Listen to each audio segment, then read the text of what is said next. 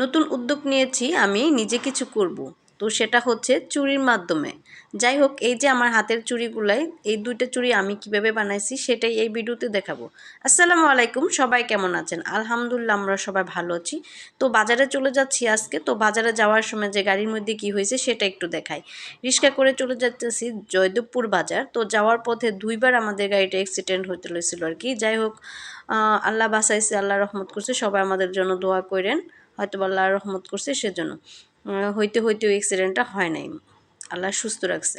যাই হোক, বলে মানে আইসা পড়লাম আমরা এখন বাজারে। তো বিয়ে বাজার মার্কেটটায় ঢুকে পড়েছি।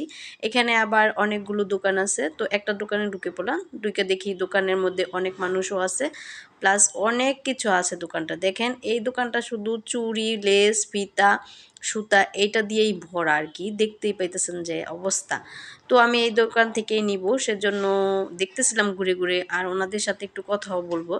যাই হোক, ঘুরে ফিরে কথা বলার পরে এই যে অনেকগুলো জিনিস কিনে নিয়ে আসছি। তো কি কি জিনিস আমি নিয়েছি কিনে, তো সেটাই আপনাদের সাথে দেখাবো আর কি, বা শেয়ার করব। যাই হোক, এখন আমি সবগুলো ব্যাগ থেকে জিনিসপত্রগুলো নামাবো।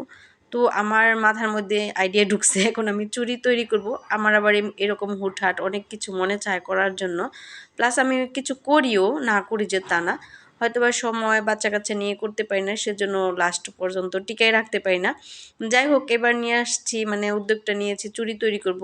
তো এখানে আমি ওই নানা রকমের চুড়ি নিয়েছি, এক একটা এক এক সাইজের।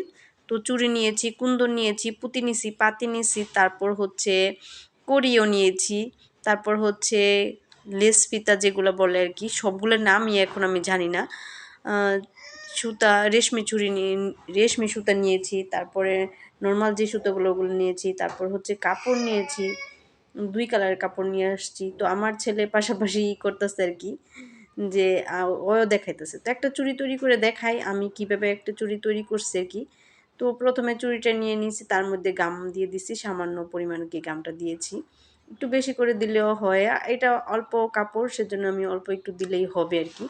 সেজন্য আমি অল্প একটু ঘাম দিয়ে, কাপড়টা দিয়ে একটু চাপ দিয়ে, তারপর কাপড়টা শুধু পেঁচিয়ে নেব। এইটা একদম ইজি, সব চুড়ি থেকে একদম ইজি চুড়ি বানানো হয়েছে এই চুড়িটা।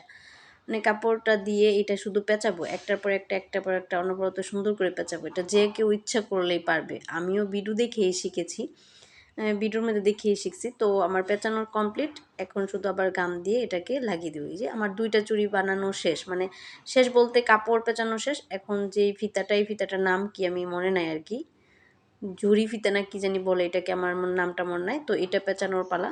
তো এইটাও পেঁচাই ফেলতেছি, ওই রকমই কাপড় যেভাবে পেঁচাইছি আর কি, ওই রকমই।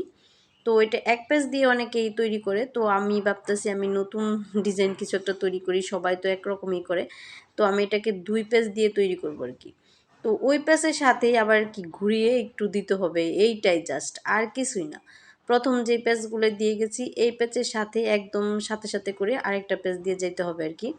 তো এইভাবে আমি কাজ করার সময় আমার ছেলেটা, বড় ছেলেটা প্রচুর ডিস্টার্ব করতেছে, প্লাস ওই দেখাইতেছে আর কি ভিডিওর মধ্যে তার হাত এরকম এরকম, মানে আমি হাত একবার ঢুকাই বাইরে নিই, এইটাই আর কি দুষ্টুমি করে। আর ছোটোটা ঘুমাইছিল, পরে আমি কাজটা নিয়েছি, কারণ 2টা বাচ্চা নিয়ে এগুলো কাজ করা যায় না, তারা খালি ধরে। আর এই জিনিসগুলো এতটা সেন্সিটিভ যে ধরলে হবে না, গামটা লেগে গেলে শেষ। তো এই যে পেঁচানো শেষ, গাম দিয়ে এখন আমি লাগাই দিছি আর কি। তো একদম ইজি, যে কেউ ইচ্ছে করলেই পারবে। তো ঘাম লাগানোর সময় একটু সাবধানতা অবলম্বন করতে হয় আর কি। তো আলহামদুলিল্লাহ, ফাইনালি আমার চুড়ি তোলা হয়ে গেছে, আমার চুড়ি তৈরি করা হয়েছে। এই দেখেন আমার চুড়ির লুক কেমন হয়েছে, কমেন্ট করে সবাই জানায়েন। আমার কাছে তো খুব ভালো লাগতেছে, আমি হাতে পরেছি। আল্লাহ হাফেজ।